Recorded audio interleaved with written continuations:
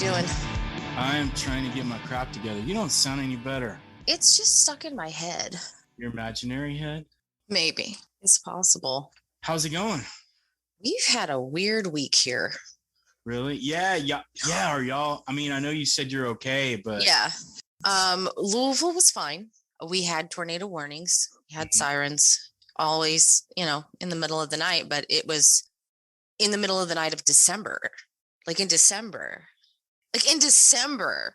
But the western part of the state is not good.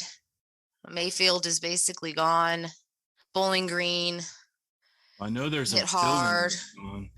Definitely a building that's gone. That's what that's what a lot of the western part of the state looks like right now. It's actually really fucking sad.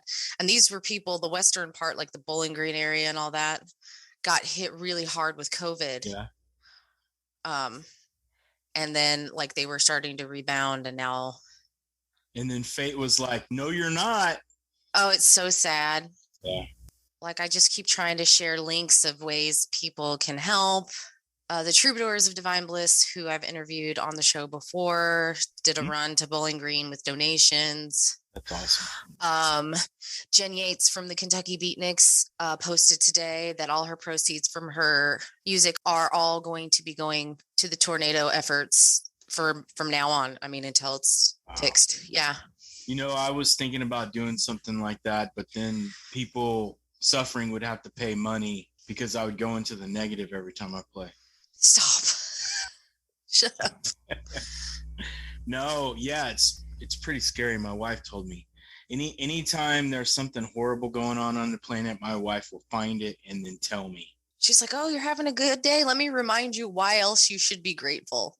It's that, or it's, hey, you're down. Let me kick you a little bit harder. No. It's just getting crazy here. I mean, we have just weird stuff going on at work. And also because they know that I'm going to be gone. Oh, yeah. They're like, oh, let's fuck some shit up. Oh, yeah, let's fucking make him lose the rest of his hair before he goes on vacation. Like it's a vacation. It's not a vacation. It's called leave. It's paternity leave. You're not going to be resting. That I promise. So this is your daughter doing? She's fine. When she got antibiotics, we were golden. Persephone, who's turning 16. I know. In 15 days. She's at a unique age. Unique, I mean horrible. I can't complain. I am really, really, really lucky. Yeah, but she's not because she's 16. Yeah, we're doing some new stuff. But I'm just gonna kind of go with it. She did say the other day we were driving to go see this lights show thing for Christmas, and I was getting mild amounts of road rage, and by mild I mean like I string cuss words together you would not believe. And she, as deadpan and quiet as she could behind me, went, "Dear Lord, you are not going to be the one who teaches me how to drive." I was just like, that's probably a good idea. Did you turn around and go, "You're supposed to do that with your head bowed"? You're not supposed.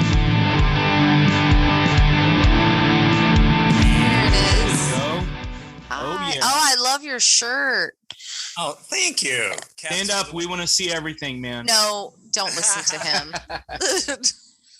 And your little studio, nice. Yep. So, do you like orange? It's been noted that I like orange. It's true. I couldn't tell at all. Let's see. Can you see the Telecaster? I can. Yeah. That's it's all sparkly. It's hard to see. This is like super low light in here, but yeah, it's a sparkly orange. Nice. Yeah, it's pretty bling. It's a little more bling than I usually go. That's for sure. Very cool, dude. I like your setup, man. And you got the window that you can't actually use against the wall. That's very nice touch. Yes, thank you. Christian, it is great to meet you. Welcome to the party. Oh, thank you. So, man, how has your evening been so far? Well, I mean, let's see. I moved about 3 yards of gravel today. Ew. So my evening is starting to unwind as we speak, and it's starting to relax, so it's good. Bet your body parts are too after that. That's tough work. That every day it seems almost. Yeah, it's about what we do. I'm a landscaper right now, so. Right. Oh, okay. Yep. Moving. Wow, your school guidance counselor sucks, man. You're gonna cut grass and carry heavy shit all day long. Well, yeah.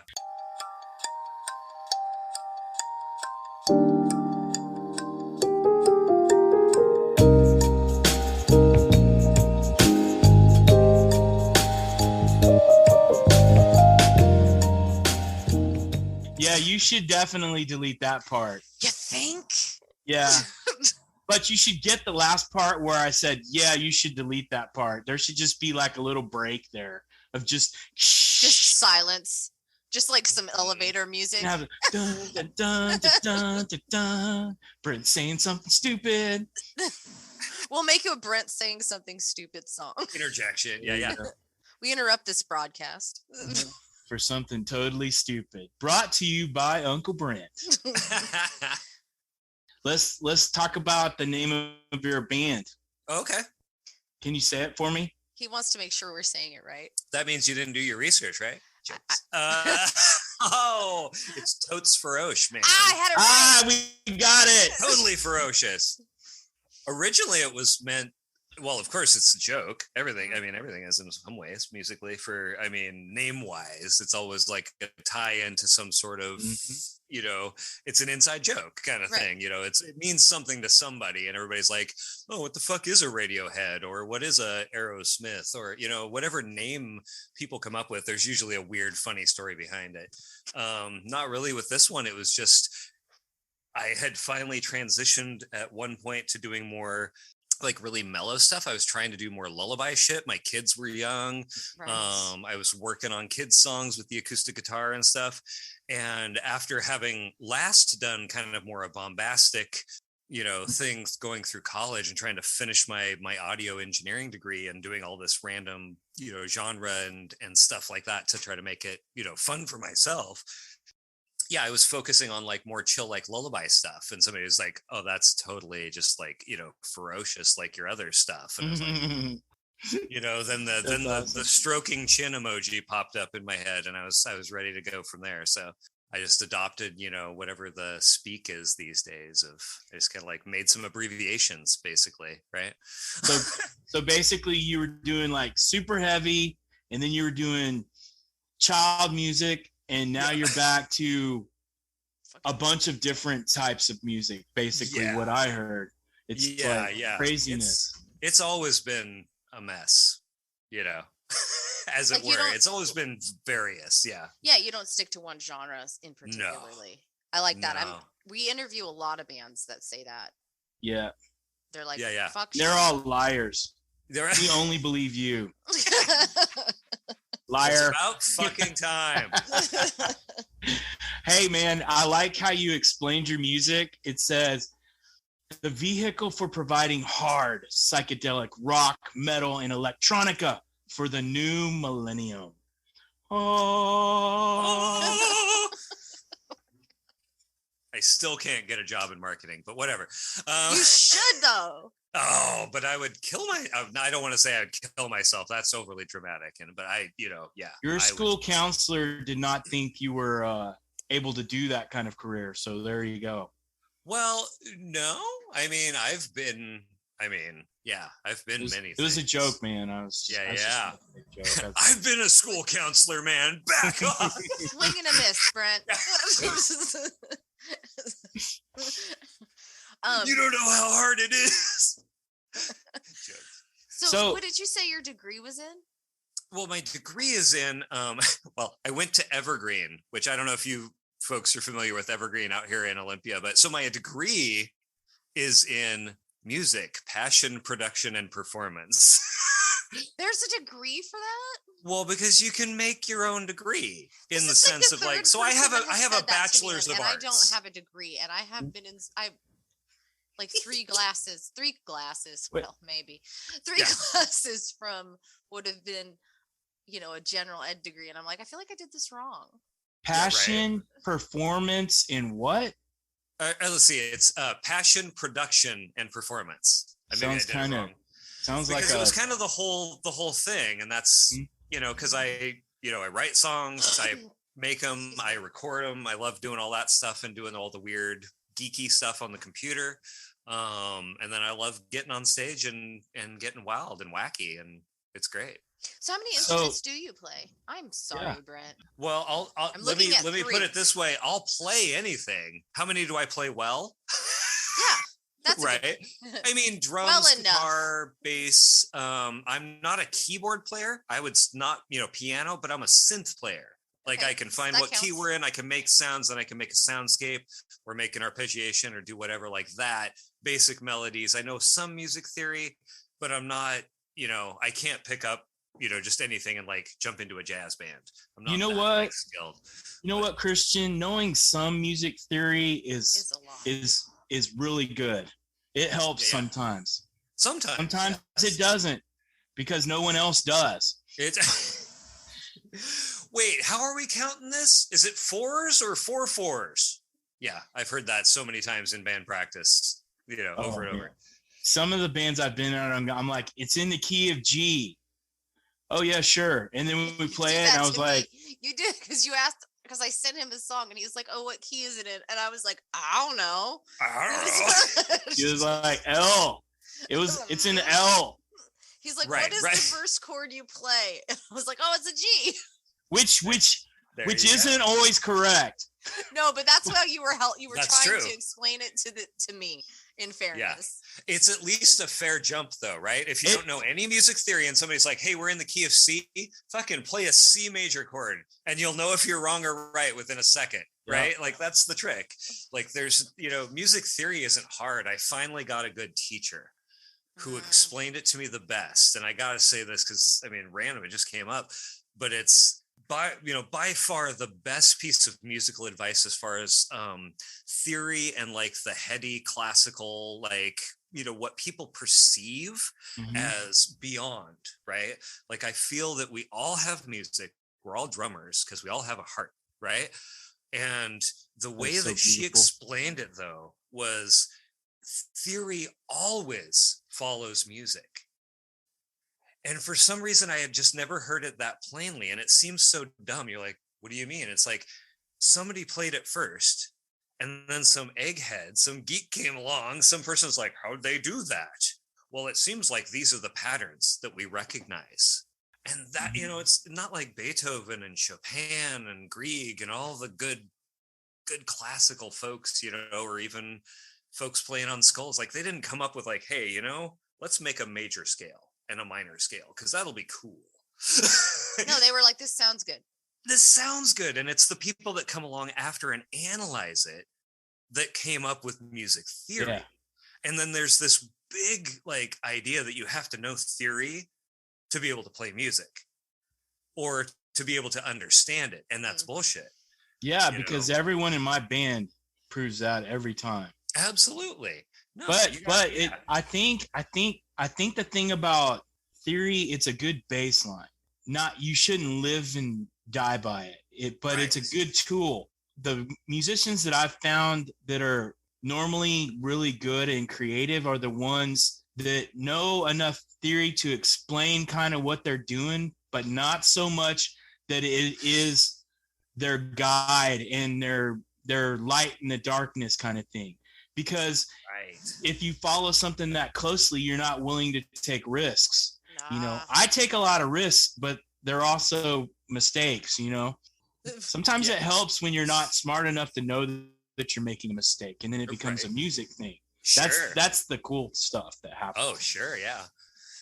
It's a crazy journey, but I wish that I hadn't had such a combative relationship with theory when I was a younger, musician, because I kind of had the like, well, fuck that, all I had to hear was that Eddie Van Halen didn't know theory and all these other people didn't know theory, because I started playing guitar in 1990. So like, Nirvana was just starting to hit and all that stuff. It's like theory didn't see, but I was also like one foot in the, like, Steve Vai, Joe Satriani stuff. Like I really wanted to understand how to sculpt these musical passages. And, you know, only until recently did I figure out actually how to do that myself the way I wanted to. Let's go into that. Let's talk. Wild. Yeah. The thing when I was listening to your stuff all over the internet where nothing is consistent and it's a free for all as far as your music. Right. Because I mean, seriously, dude, Reverb Nation 2015, Bandcamp 2020, SoundCloud 2015 through 2021. You're like all over, and I'm like, what Did the you hell? Find MySpace? Is MySpace still out there? It is still out there. It is. But if you've had like an old account, it's pretty much gone. You have a very wide palette, let's say. Sure. And so you've served up a bunch of different things. And so just a minute ago, you were saying, I finally figured out how to do these big old epic pieces that I wanted to do. And you have quite a few of them in different genres. So let's kind of explain where you were at.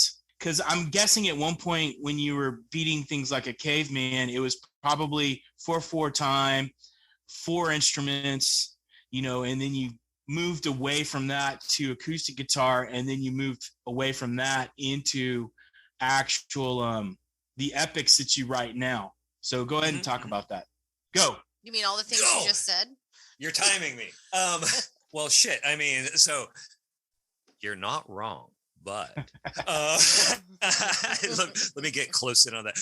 The story is, so no, it's been a wild ride the entire time. Because I started, so the bio as it were. So I started playing guitar at 15. Okay. So that's 1990. So I'm like, 46 now. And I traveled to Seattle. I was living in Montana at the time, grew up in Montana, rural Montana. You know, I think probably train was the primary way I would go out like once a year to see like half brothers and sisters and stuff in Seattle and some assorted family out this direction, because that's where we had been when I was born. I was born in Seattle, moved to Montana like when I was 5, right? So I would come out here.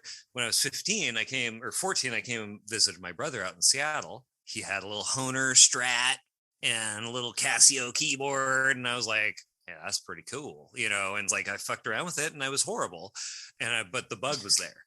And I went back home and I was like, I want a guitar, and my parents were like, no. I mean, quick aside, actually, I wanted drums in 4th grade and they said no, because we lived in a tiny ass house. And so I'm like, kind of understand, kind of don't.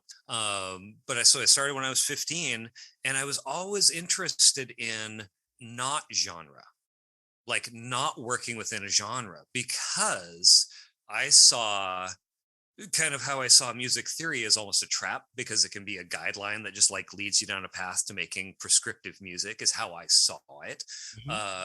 Partially because of my environment, I'm sure. And, you know, we're talking pre-internet for the most part. I didn't have a whole lot of media. We didn't have cable.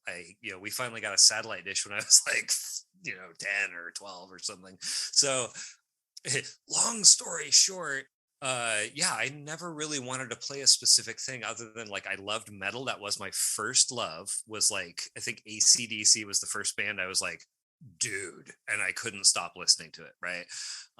Before that I had listened to things like Thomas Dolby though, and a bunch of other stuff that was coming out, like some of the pop and the electro stuff.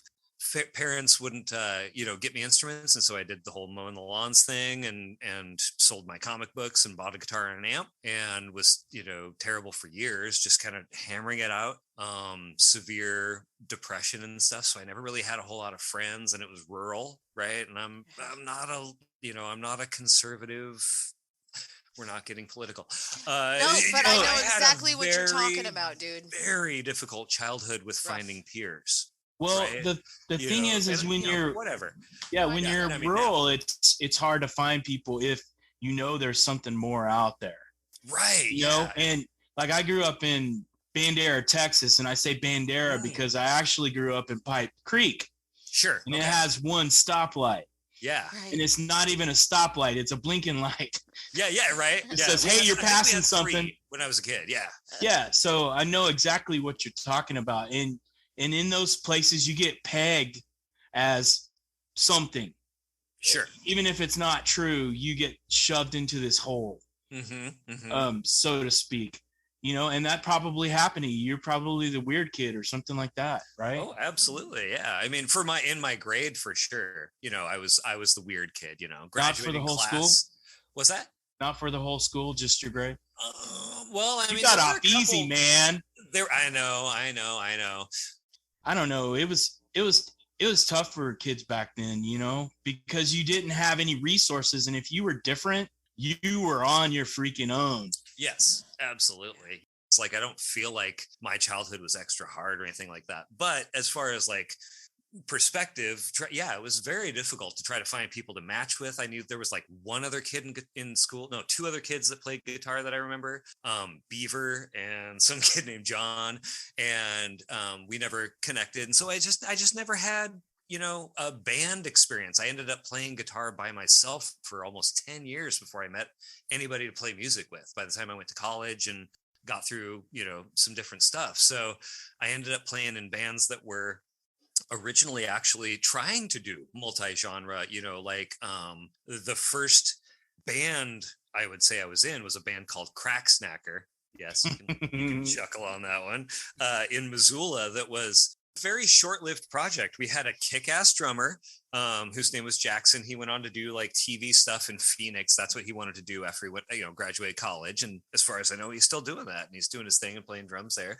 And he was really good. I was okay. We had some crazy wild man singer who was jumping off stuff at practice, you know, like one of those, he can't handle himself. He's got too much energy. And I don't even know if we had some other dude doing a bass. But, you know, our whole thing was to try to not, you know, like one of our favorite bands was Mr. Bungle. Like, I don't know if you okay, yeah, that, right? So like, it's like a few minutes of, you know, this and then a different genre entirely, but all done really well. Of course, we weren't anywhere near the skill level we needed to be, but that was kind of the idea. And so ever since then, I've just, you know, I've played in some bands, but a lot of hybrid stuff. I don't know. So that's really cool that y'all were your first band. Y'all were able to like actually come together and like say, hey, we want to create something different. Because when I was in a band, it'd be like, okay, let's try to fucking play G, D, and C all at the same time. Yeah, right.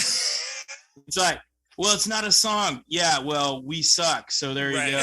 Yeah. So that's really cool. So that tells me y'all guys had a leg up to start with, because my first bands, we sucked.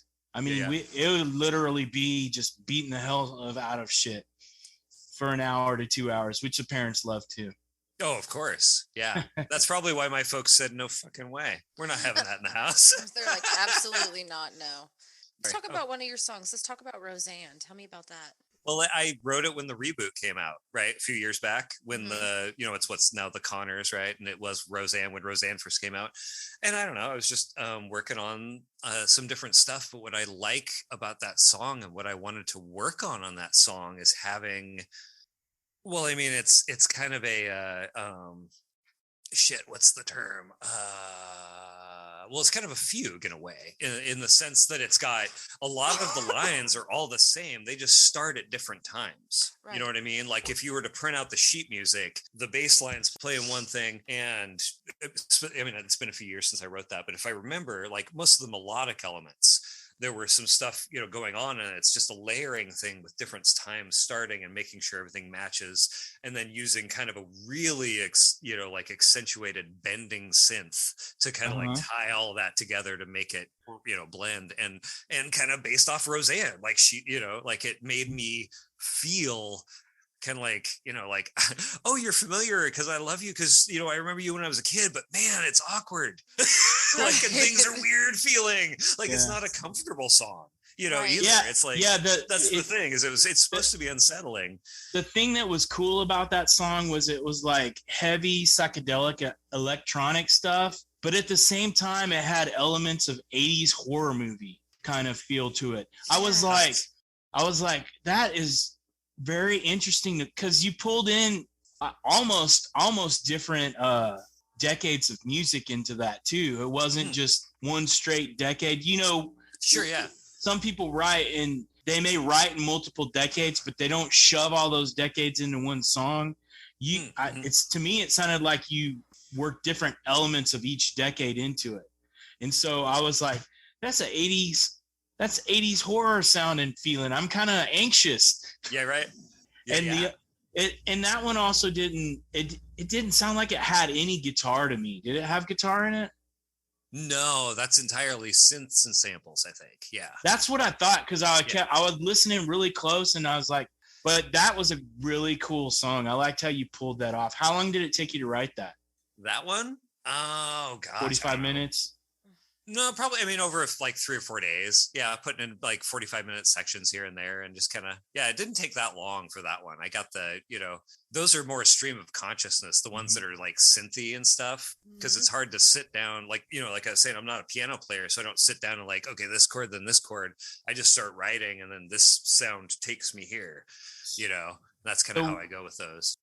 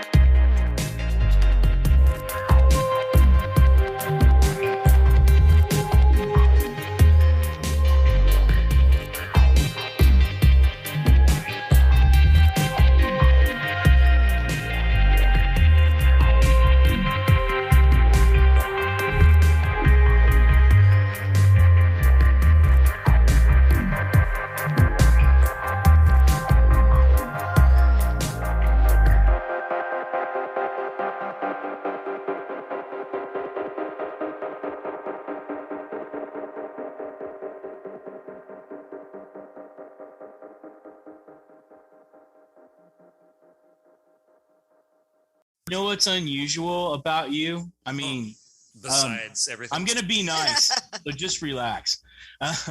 No, what's unusual about you is, and not all musicians or people in general normally they get stuck. Sure. And they don't, like, I have a friend that is stuck. He likes glam rock, and there was a time for that, and I was like, dude, there's so much better music out there now than that. And I was like, you need to look around. And so I'd kick him over stuff, because like I'm constantly looking for something new. You sound like you sound like that too, because you're kind of an explorer, and you want, and you learn through that too, is what you're saying, correct? You look so you can learn and get better at what you do, right? Yeah. Well, yeah. And I think I look just for hope, to be honest. I mean, not to dip too much into it, but that's been like music and, well, music and psychedelics saved my life, in the sense of, like I wanted to kill myself 30 plus years ago. And I never tried, luckily, because I had a friend who did in high school and she made it, thankfully. But that was enough for me just to slow it down, right? And start thinking about it. But I struggled, and I still struggle with severe depression. But I had so many years of I didn't want help. I thought that medication would be stupid and blah, blah, blah. Yeah. And I didn't trust the pharmaceutical industry. You have good reason not to. You have very good reason not to. I do. Yes. Yeah. I'm still waiting for the world to prove me that I'm crazy, but unfortunately it hasn't. But anyway, long story short, a little whatever I'm on these days, Zoloft, I think is what it is. Zoloft? Yeah. Just a little bit helps. It's weird because I had such a stigma about it, and we do in this country specifically, and in the world at large, like mental illness, especially for men. Like it's for some reason it's like you can't ask for help or say you're sad. Right. Or ask for directions. Okay, look, guys, I'm not gonna. You guys don't ask for directions. I'm just gonna say. That I don't know. People ask me for directions. Going back on. Are you cool if we talk about this? Thank you. Yeah, because I was about to your depression. Oh yeah. Oh no. Okay. I want it to be an open book, honestly, because I think that's important for everybody who struggles. I would ask this line of questioning is, sure. When do you think you started having problems with depression? And 2, when did you think you became aware that you had this issue? And then 3, when did you decide to finally do something about that? How do you feel about those questions? Gotcha. So very, like matter of factly, just knock them down and we can chat about whatever. I mean, so like the first one, like when did I first start experiencing symptoms? Easily, around 12, I'd say. Middle school was hard, especially. Was that when you noticed it, or when you felt it? See, because I can trace my anxiety back to when I was a kid, because I'm an adult now, and I can go, oh, that's so. I bet your depression started as soon as you fell out of the womb. Yeah, right. It could have. I mean, I had a hard birth, so I was way under birth weight, even though I was on the due date. Pulled out with forceps, so I still got a big old like scab or scar in the back of my head. Yeah, probably. Because by the time you realize that there's something going on, something's wrong, but you don't know what it is. Right. The stuff happened before. You had to have experienced something to put you into like, hey, you're not like everyone else, or everyone else seems to be different than you. Sure. And so what caused that notice at 12 where you were like, something's weird? Let's see. So, I mean, part of it, that's definitely when it started manifesting more. I mean, I can definitely push it back. Of course, I was kind of always made fun of, pushed around on the playground, that kind of shit, right? And there's definitely one key moment when I was in 4th grade and I was attacked in the bathroom, and somebody shoved my face into the urinal, and where I had blood just coming down my face. And, the janitor went and took me to the principal's office, and the principal took me down, and I ID'd the kid that pushed me because I saw him in the mirror. And, since then I didn't pee at school from 4th grade until college. So severely dehydrated that whole time too, right? Yeah, like because you're like, I just can't drink anything. yeah, like it's just stress, constant stress. So I mean, yeah, my depression, for a long time I can't remember, and maybe you know the quote, because it sounds like you've delved into some stuff with your own mental whatever, because everybody's got everything. Yeah. Hey man. No, go ahead, I'm sorry for interrupting. You know what I mean? Who is I can't remember who said it, Oscar Wilde or somebody said, before you assume that you have depression, make sure you're not surrounded by assholes. Yeah. Whoever said that, or I'm paraphrasing, right? Yeah, but that had stuck with me my whole life. And maybe it's not you. Maybe it's not me, actually, people. But I mean, certainly now that I've got a little leg up on it, it just takes the edge off of like the crush, the absolute, like, I can't do it anymore. I give up on whatever it is. And then the next morning I wake up and I'm like, well, I guess I'm still here. So I guess I'll drag myself through this day and then slowly rebuild some sort of motivation for life itself. And yeah, ever since I started taking medication on the daily, that has gone away. And that's awesome. I and I don't want to be like a poster child or a proponent. I think everybody's got to find their own path, and that's always been obviously where I come from, right? Fuck y'all, I'm going this way. For some people, antidepressants work. For some people, they don't. But what doesn't work is not asking for help when you need it. Right. That is very true. And that's unfortunately, I did see a therapist for a while, but he didn't really help. He just kind of pumped up my ego and was kind of the opinion that, oh, well, maybe everybody's just an asshole and you're better than they are. I was like, oh, that's a great thing to tell a depressed 13-year-old or however old I was. Like, my ego just inflated. I'm like, oh, of course I'm better. Did it really though? Fuckers. Did it really though? I think it did. Really? Yeah, I think it did. Yeah. I don't know. I think you have to have a little bit of an ego to want to stand up and say, hey, look what I can do. I can play music or whatever. Or you just don't care. Or you just don't care. Maybe. Yeah, I don't know. Or just want to fuck with people because, poke people and see what happens. Yeah, that's me. As your depression got heavier, did you find your need to create and play more surface come up with that? Or did it push you away from music? There's an ebb and flow, I think, with music. And for me, when I'm having a hard time, if I go to the well of music or I pick up my guitar, it washes over me and kind of makes it where, no one has to die that day. Sure. Yeah, I get you. There are days that I have like that. Especially before I found medication, and I don't tangents, everything's related, right? So I don't want to go off on a big tangent, but I remember so many times in my youth that I would, especially acoustic guitar, the resonance of feeling it and trying to sing a song with an acoustic guitar pressed up against my chest, right? Yep. And it would simply overpower me. And I would sit there and just, I can't sing through the sobs is kind of how it would sound. I would sing, but what I really wanted to do was cry. And so I would just keep playing and sob my way through the song. This is not in public, thank God. At home, I would just, and luckily that hasn't happened since, in the last, like, say 5 years or so, or 4 years.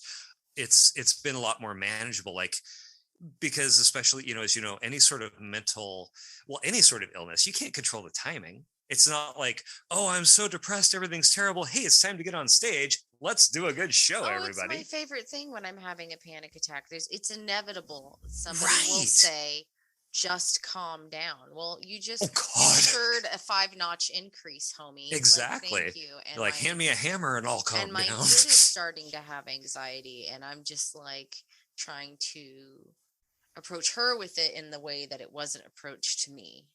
Right. And it does make a difference to have somebody go, yeah, you're feeling that way. It's okay. Yeah. Let's find something to do with it. Right. Yeah. And what do you need? if you know. And if you don't need, can I make a suggestion? And just being openly communicative. Yeah, but she's almost 16. None of that works. I'm gonna get yelled at. Not- But still. You know what we're talking about is very important, especially now. And I'm not trying to make with everything going on. Yeah. Well, I mean, so jokes are how we make it through, right? Yeah. I mean, yeah. You have to have a sense of humor to survive life, for sure. Yes, absolutely. But anxiety and depression are like the unexplored illnesses. Like you put on your big girl panties and get to work. Guys don't cry, right? And then you shove it down.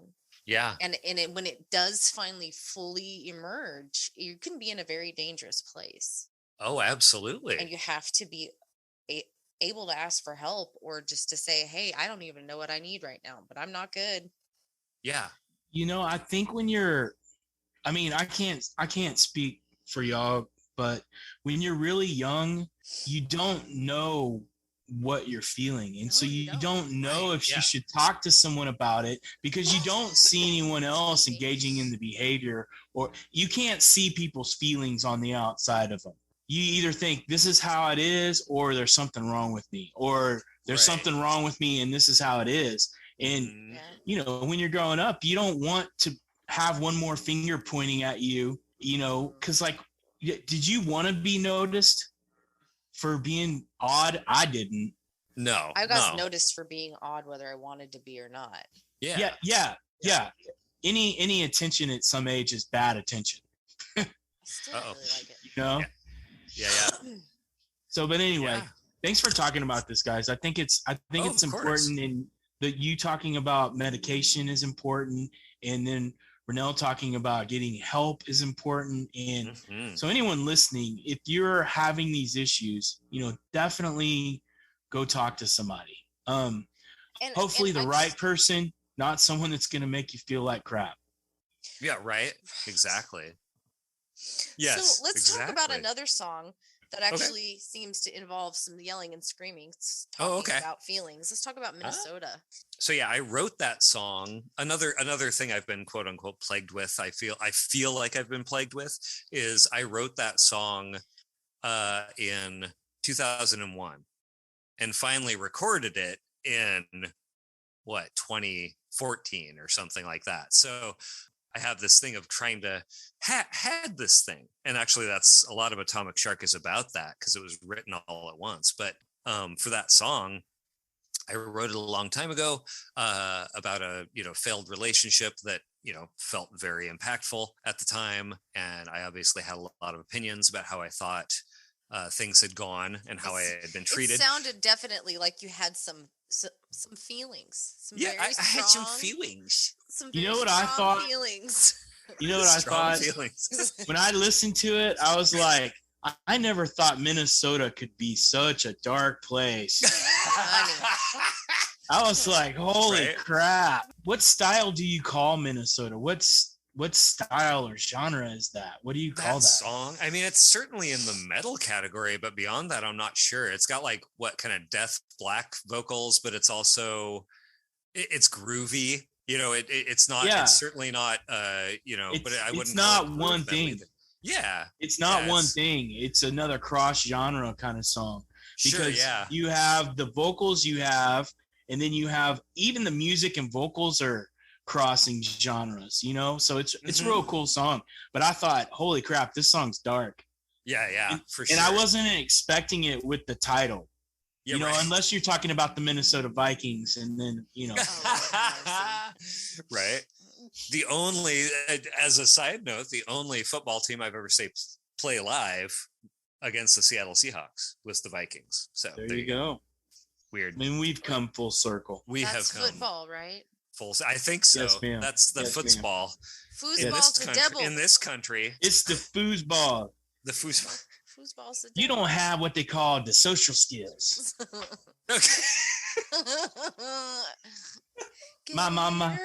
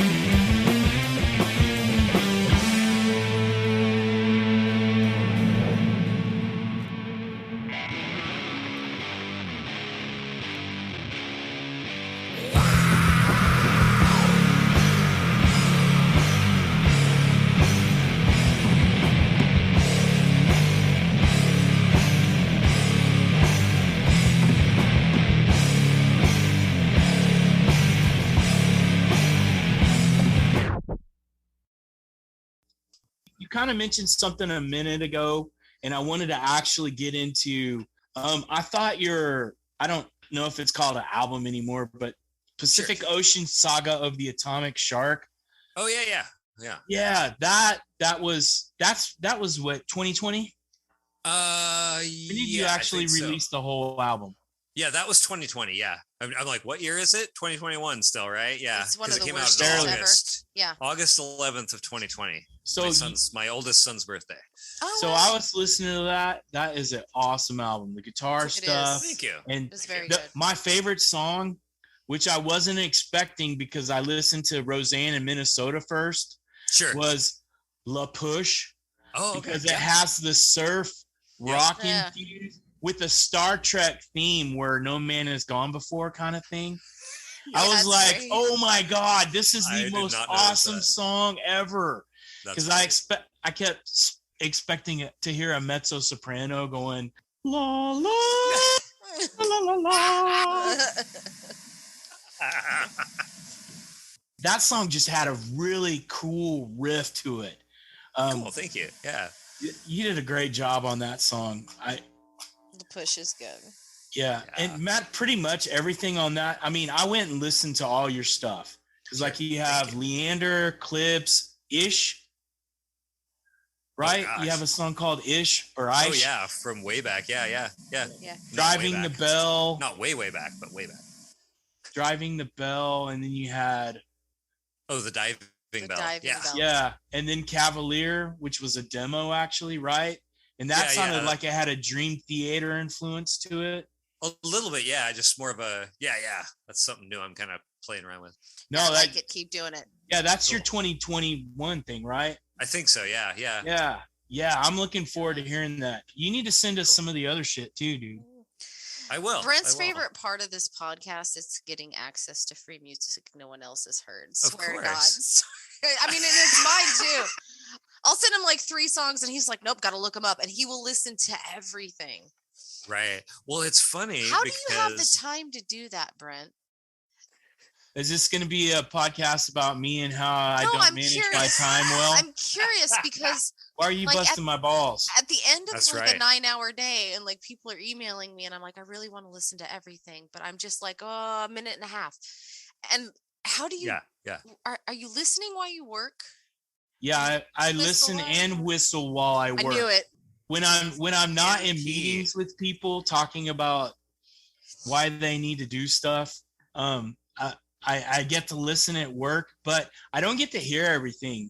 So when we talk, like when I listen to Christian stuff, I have, like, I went to his Reverb Nation and then you have his page. And so you can put that on repeat. So I threw that on repeat and I didn't get to listen to it all at once. I got to pick up pieces of it. And then tricky. So I did that with the Bandcamp site and the SoundCloud too. So I'm able to. These are things you have to teach. Well, I can't do that at work though. I take care of people. That would not. They'd be like, "What the hell?" But I'm just. Curious. And that song Lavender was like an electronic reggae kind of song. Dude, you're just crazy stuff, man. It's insane what you do. Thank you. So let's talk about your studio. Is this it looks like an up and running studio, and based off the quality of the music you're releasing, this is a studio. It's not your home studio, it's an actual studio. So do you have bands come in, like full bands? Do you do mixing on the side? Do you dance on the side too? You know, at the same time, you know it. I mean, I haven't recorded bands in a couple of COVID again. Although I just started working with somebody, just as starting a new project, and we're trying out jamming with masks on to see how that works. And it works, but it's not fun. So I would call it a project studio. I wouldn't, I would love to operate an actual like studio. It's one of my dreams actually. But I built this place, and it's up to studio quality. It's all sound isolated and sound treated. So for Do you those, have a drum set behind you? So I'm assuming that's mic'd up and ready to go, Yep. Yeah. Not mic'd up at the moment, but it can be in minutes. Yeah. And so you could literally have a full band there playing. Well, maybe not a full band, but at least 2 of the 5 members. Yeah. Right? Three piece if they're cozy. Yeah. It's about 10 by 16 in here. So, yeah, it could definitely work. I've done remote recording mostly because I have. So your goal is to actually use your studio to make money, correct? Well, it's a goal, No, I don't know. Tell me. I've got too many. Hopefully I live to be over 100. Yeah, no, I would love to do that for a living, but I'm also into all sorts of other stuff. So it's hard to, but that would be nice to have a space where I could bring people in. It wouldn't be here though. I'd have to have a larger space. And actually in this town for the longest time, I don't know why there isn't because of people, the bad things that come with people breaking things and such like that. But this town needs practice spaces and a recording studio and that kind of stuff. And it's just not here. There's no place, people are renting, storage units with no heating and running extension cords to practice because there's no place in town where you can actually rent a rehearsal studio. Brent, let's move to Olympia and open a studio. There you go. Okay. So when you record your stuff and get it all together, I'm assuming most of your work is solo, correct? At this time. For the most part, yes, correct. So when you go to put it online, where are you putting that stuff right now? Because I found 4 different places that I could find your stuff at. Where do you want people to go if they want to find you, either to listen to your music or get money out of you? Sure.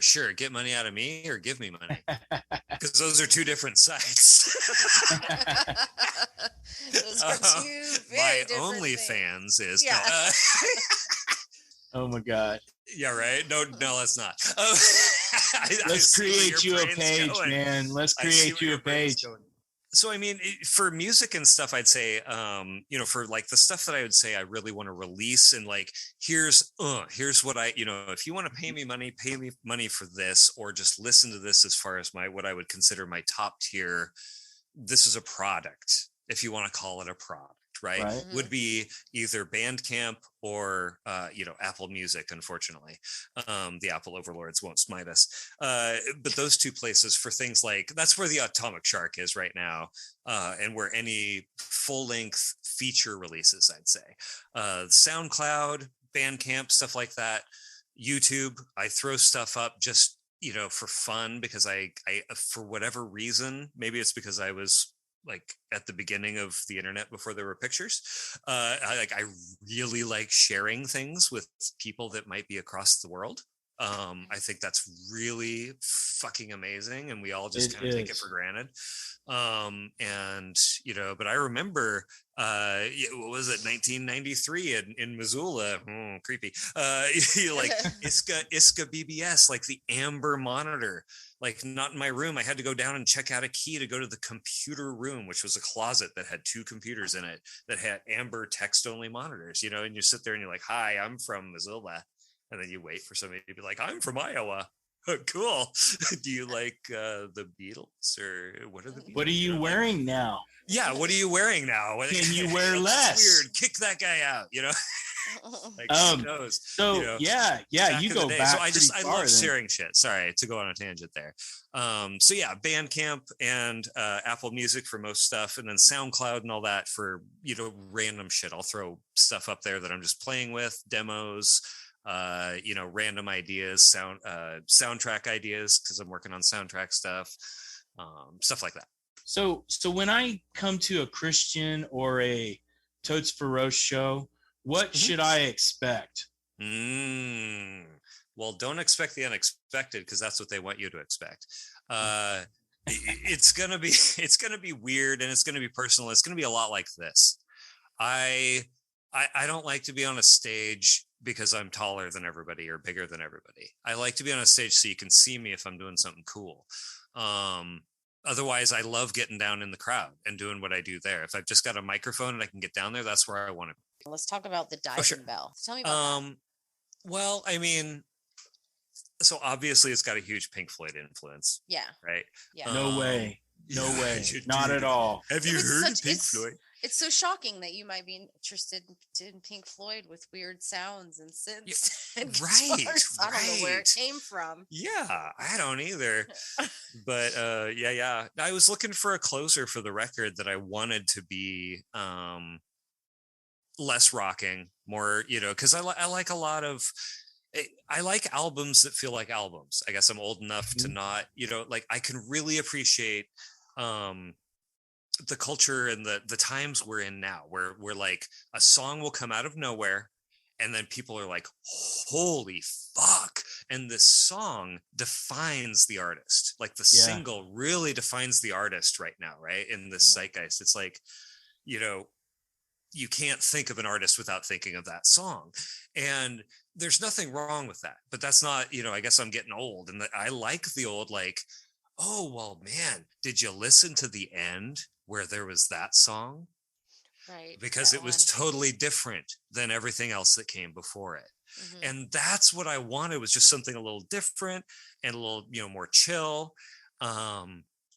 Because like I said, I was, trying that record. I was trying to like sculpt these huge, like, things that I had never really practiced before, and trying to get the technical stuff down. And that song not only was the, just like a capstone to the record, in the sense that it was a, like a more of a chill, like a bring down, but the whole thing being a story, it loops around in my head, and the podcast probably isn't long enough to tell the whole story, and that's fine. But long story short, the diving bell itself is kind of a micro version of the whole record, as in the transition that you go through from the beginning of the record to the end. You go through the kind of a similar transition from the beginning of that song to the end of that song, but from a different perspective. And it's the person you can hear breathing who's in the diving bell that's being submerged. And if you listen carefully at the beginning, I mean, they don't want to be in there. You can tell there's like some screaming, like, no, fuck no. And then they're just lowered into the depths.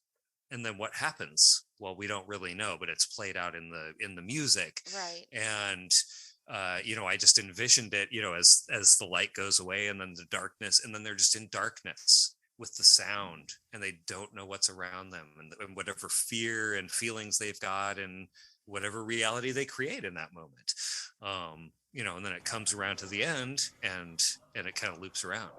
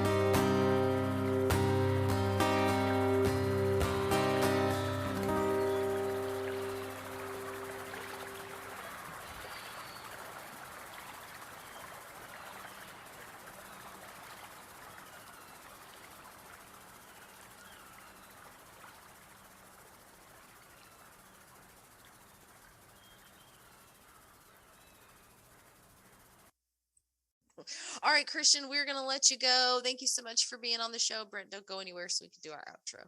All right, no problem. Cool. Christian, Thank you so much. Peace. Appreciate you. Peace. Have a good night. I'll talk to y'all later. We appreciate you being on the show. Thank you.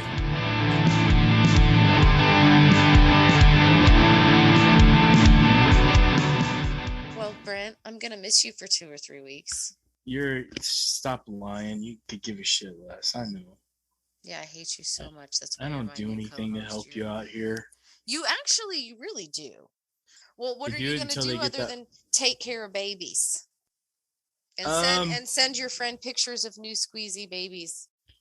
Because mine don't have little squeezy babies anymore. It's funny. I'm trying to line up pictures, get that done so we can get that done and over with. Thank God. I'm still trying to figure out how I can get out of the picture, to be honest with you. You can't. You know, I think you could be half dead and she'd be like, smile for the camera. Let me put some makeup on your face. She like, my wife is so like, she's I don't know. She's so nice to me because she's like, you're so handsome. And I'm like, you talk about which butt cheek are you talking about? You know? Oh, stop. But yeah, so got that going on. I'm pretty excited. I've actually started working on, we had the video shoot last week. So now I'm combing through that and I'm trying to figure out what can I release as a live video and then what can I release as a live recording to distribute.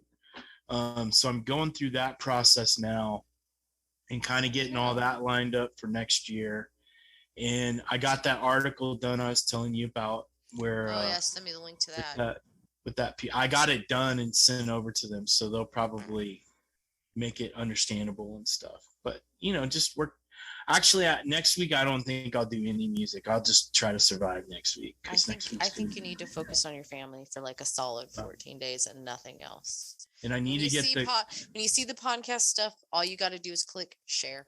You don't have to comment. You don't have to do nothing. Just share. I'll have to do something. Thank you again to Christian for being on the show. Thanks, man. Sharing your story. I swear to God, I'm not drinking, y'all. Maybe I need to be. Maybe you need to take less Theraflu. I haven't had any Theraflu in a week. I should. Maybe you need to take more. My mom got smart and took some Mucinex. Maybe I need to take some Mucinex. You know, we couldn't find Mucinex for like that whole time I was sick. Well, yeah, because everyone is buying it. Oh my God. Anyway, side note, thank you again for being on the show. If you want to like, follow, and subscribe to Sound Pollution, you can find us on Spotify, iHeartRadio, YouTube, Facebook. Oh yeah, Facebook, Twitter, Instagram, TikTok, Snapchat. God, we're OnlyFans. No, not OnlyFans. Although, wouldn't it be funny if I did an OnlyFans and was like, and I was like, hey, baby, and then just like held up a cell phone with the audio on it up to the computer and just sat there and let it play. You should do that. I should do that. Wouldn't that be funny? Let's do that. I bet we could start. That could be your Patreon page. I need to work on our Patreon page. Oh, please become a patron. You get early access to episodes, music-only episodes, and you get a lovely shout out from me and Brent live on the show. Hell yeah. Because that's what we do.